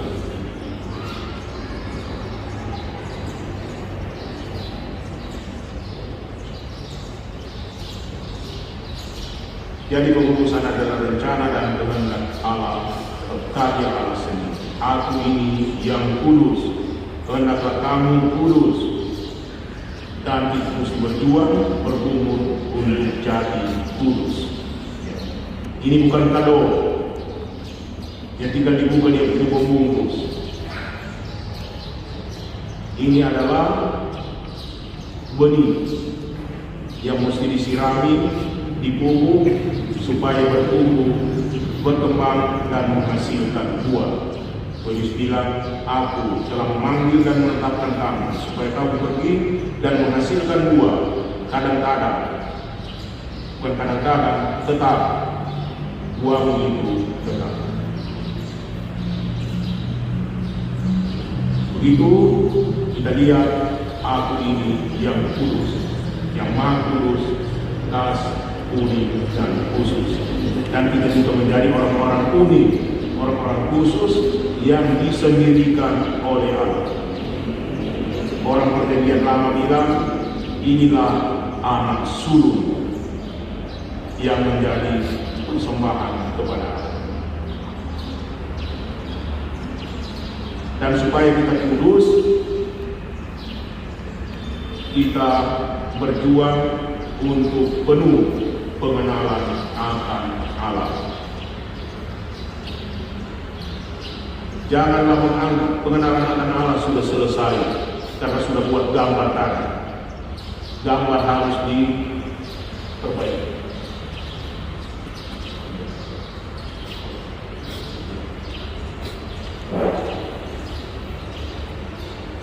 Penuh puasa dan wibawa. Puasa dan wibawa bukan karena banyak uang atau banyak kedudukan, tapi karena kita orang benar, orang adil, orang jujur. Itu puasanya ada di sini. Itu saya takut bukan cuma orang Kalau orang benar, orang jujur, orang adil, setan pun takut. Kalau dia angkat tangan, letakkan di atas kepala orang kerasukan setan, setan bergoyang-goyang di dalam. Karena ini orang benar punya tangan. Tapi biar pastor, kalau setan bilang sama orang itu, dia mengangkat tangan di atas kepala. Sesuci saudara, itu setan bilang begitu. Nah, penuh kuasa dan jiwa menjadi orang benar seperti Abraham, dia dapat dipercaya dan tetap adil, menuntut keadilan Allah agar tidak menghukum orang benar bersama orang fasik di Sodom. Penuh kasih dan setia, murah hati dan panjang sabar. Itu indikator kekudusan kita. Jadi tidak usah tanya, dia boleh jadi orang kudus atau tidak, sendiri tahu saya kudus atau tidak. Lihat saja, saya panjang sabar, murah hati, penuh kasih setia, ya, ini biar jangan dapat gelar kudus dari badan yang mengurus kekudusan orang kudus, bila kita sendiri sudah tahu saya kudus atau tidak. Gitu. Ya, kita beri. Harap semua mulai jadi kudus. Atau tidak mau jadi kudus peserta. Ini bukan tergantung kemauan, ini panggilan. Panggilan Tuhan.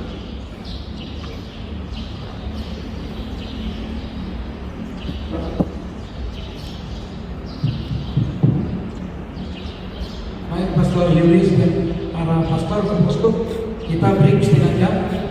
Setelah kemudian setengah 11 kita kembali ke ruangan ini. Terima kasih.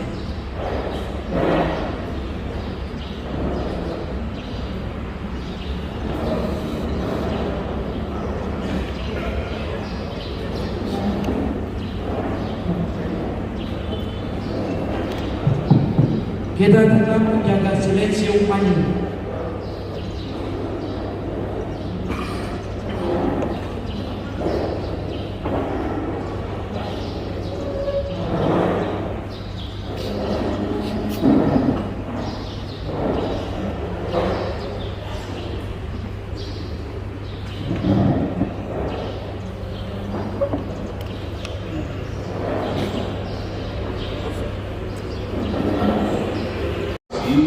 Keadilan untuk mengembalikan semua ke tempat dan peranannya yang benar.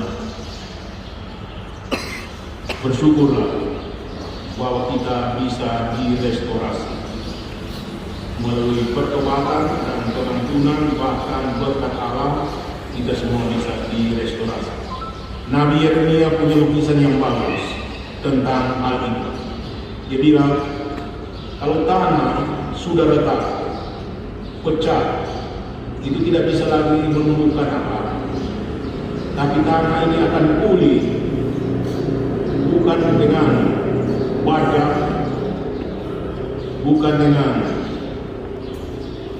kekerasan, tapi tanah tersang akan pulih kembali karena hujan rahmat Allah. Seperti tanah kering tandus dan pecah, digenangi oleh hujan rahmat Allah, kemudian menjadi gembur dan keretakannya lenyap. Dia akan pulih kembali menjadi tanah yang subur yang bisa ditanam. Begitu cara Allah merestorasi hidup dan karya kita dari kerusakan akibat dosa-dosa, kesalahan, bahkan kejahatan yang terjadi dalam hidup dan karya kita. Dengan hujan rahmatnya mencurahkan rahmat berlimpah-limpah, maka kesalahan kita lenyap oleh rahmat Allah yang berlimpah-limpah. Di mana dosa bertambah, di sana dibutuhkan lebih banyak rahmat lagi untuk bisa memperbaiki. Dan Tuhan Allah tidak sekarang, tidak pelit. Kalau itu untuk keselamatan kita, Tuhan akan buat apa saja, termasuk mengorbankan dirinya untuk kita. Dan itu bukan bisa dibuat, tapi Tuhan Allah telah melakukan itu. Ketika manusia memisahkan dirinya dari Allah, Allah mengejarnya sampai ke jurang dan mengangkatnya dari sana ditaruh di batu. Karena dengan cara itu kita diselamatkan.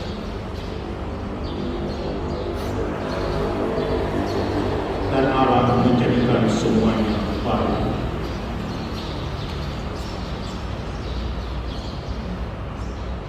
Karena itu Nabi Hosea mengajak, mari kita berusaha untuk mengenal Tuhan. Mari kita bangkit dengan segera dan kita akan menemukan Dia. Dia akan datang kepada kita laksana hujan seperti hujan yang menggenangi bumi. Tanah kering dan pecah akan digemburkan dan menjadi kesatuan utuh dengan lenyapnya keretakan, termasuk keretakan antar kita dan keretakan kita dengan Tuhan. Itu bisa lenyap karena kasih setia. Tuhan itu care, tidak membiarkan kita tewas di bawah dosa-dosa kita. Dan dinyatakan penciptaan baru itu jauh lebih bagus lagi dari yang lama. Paulus bilang dalam komentarnya tentang Hosea juga, ketika seorang pria mengambil istri, ia mengubahnya dari seorang gadis perawan menjadi istri atau nyonya. Artinya dia kemudian bukan gadis lagi, tapi Allah ketika dia menyatukan dirinya, menyatukan dengan para pelacur atau perempuan Sunda dan mengubah mereka menjadi perawan. Itulah yang disebutkan oleh Santo Paulus kepada orang-orang Korintus, mantan para pecabul, para penyembah berhala yang menjadi Kristen. Dia bilang kepada mereka, aku ingin mempertunangkan kamu atau menikahkan kamu dengan seorang suami saja, dengan membawa kamu kepada Kristus sebagai perawan murni. Begitu Allah bertindak, mengubah semua yang rusak dan menjadi seperti sampah di mata manusia, diubah oleh Allah oleh kekuatan kuasa kasih-Nya menjadi ciptaan baru sebagai perawan murni. Begitu kita semua juga bisa diubah dari para pendosa, dari orang tidak setia, orang yang melawan kemurnian, dengan pertobatan kembali kepada Allah. Kita dibutuhkan kembali seperti tanah retak yang diguyur oleh hujan di musim semi. Dan itulah kuasa kasih Allah yang lain-kali orang tidak kenal dan tidak diperkenalkan dengan baik dan benar kepada manusia. Bahwa keadilannya bukan untuk menakut-nakuti, keadilannya adalah pisau operasi yang tajam, yang bisa membedakan lubuk hati terdalam manusia sehingga memisahkan yang baik dari yang tidak baik, yang benar dan yang tidak benar, dan menjadikannya murni. Jadi entah kita jadi kudus atau tidak jadi kudus, ada pesan bagus dari Santo Paulus.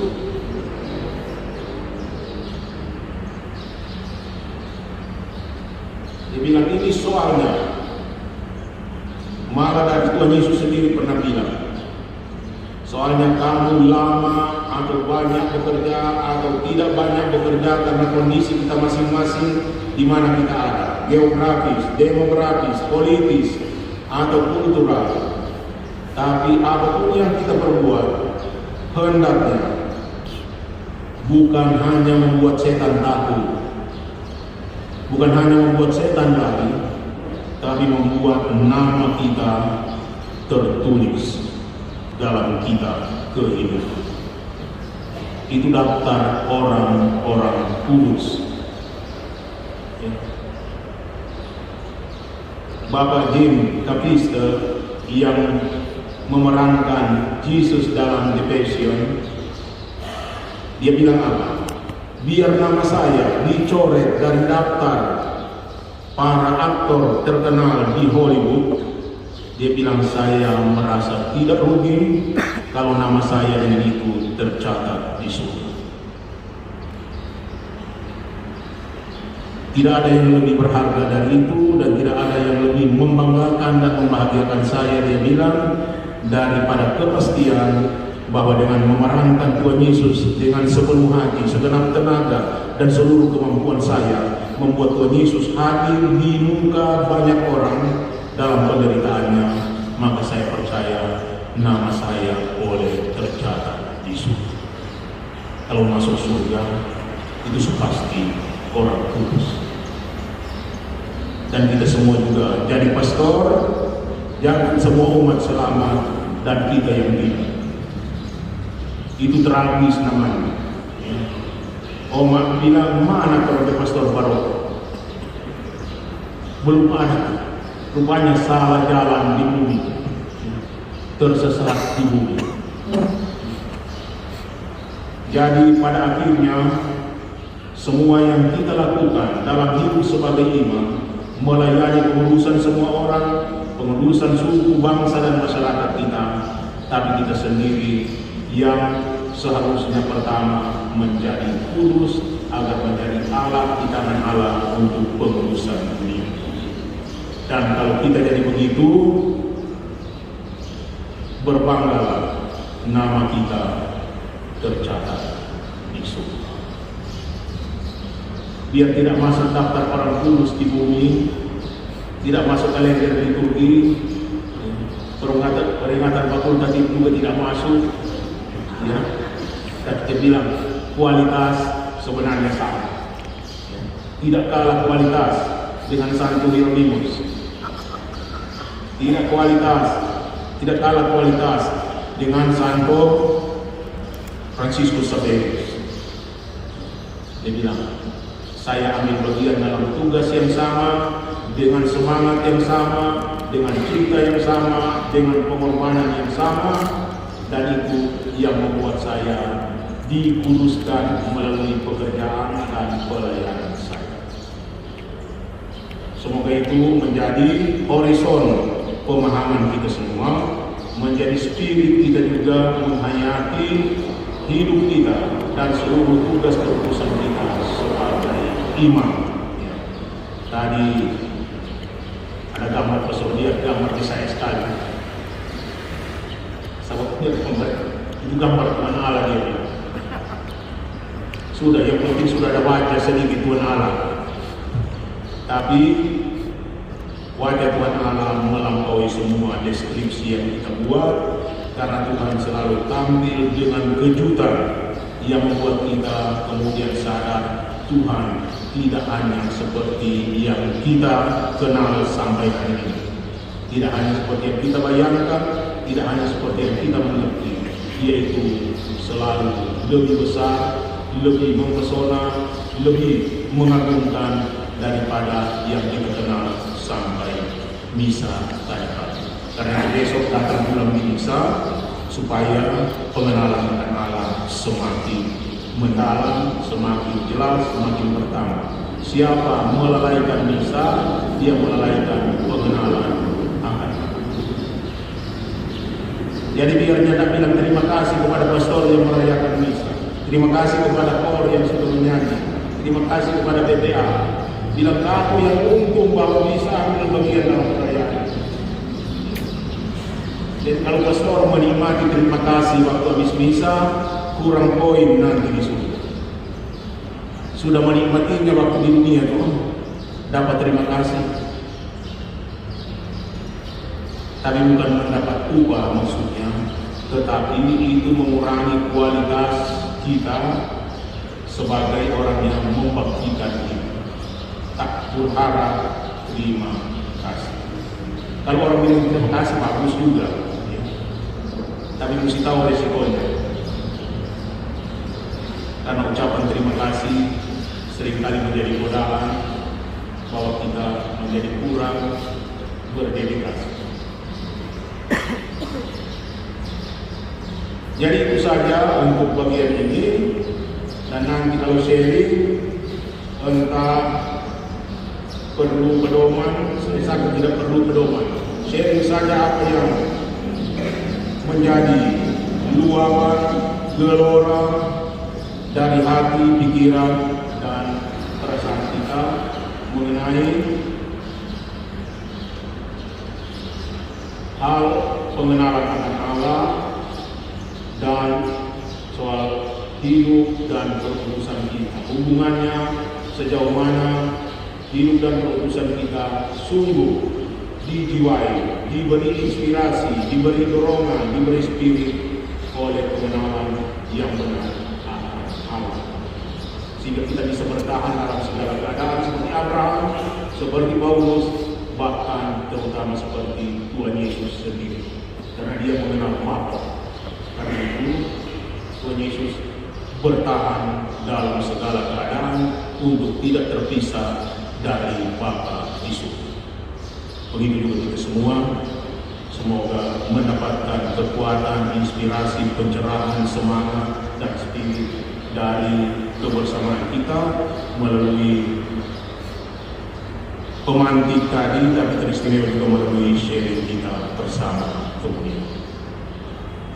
Terima kasih atas aspol pendengaran. Sekian, dan kita bisa masuk dalam grup sharing. Sharing pakai grup atau pakai apa?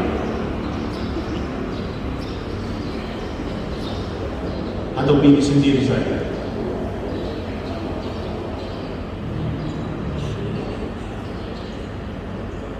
Grup sharing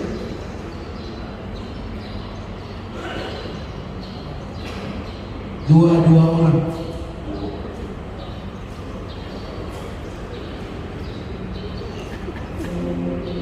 Sharingnya di mana? Di dalam saja atau di luar? Sharing bisa di dalam sini,